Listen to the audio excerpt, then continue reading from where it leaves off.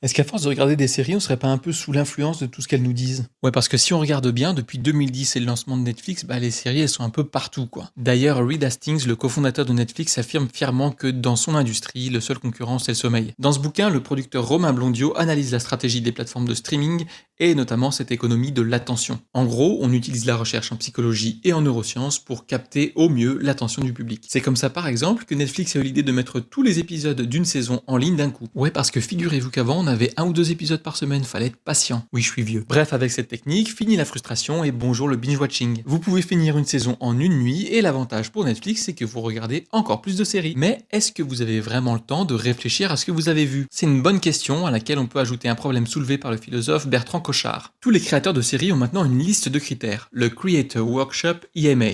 Et en fait, il faut s'y conformer, ce qui fait que les séries se ressemblent de plus en plus. Même si les thèmes sont différents, en fait, on vous raconte souvent une histoire d'accomplissement personnel à travers la fiction. Comme quand Otis dit à Adam de devenir le maître de son propre récit dans Sex Education. Et quand nous, il nous arrive pas grand chose d'intéressant, il faut bien avouer que c'est assez divertissant de voir ces personnages accomplir des choses les unes après les autres. Mais est-ce que ça nous fait pas baigner dans une ambiance très uniforme aussi? La question mérite d'être posée. Pour en savoir plus sur l'influence des récits dans nos vies, vous pouvez lire le dernier dossier de Sciences Humaines, Pourquoi avons-nous besoin de récits?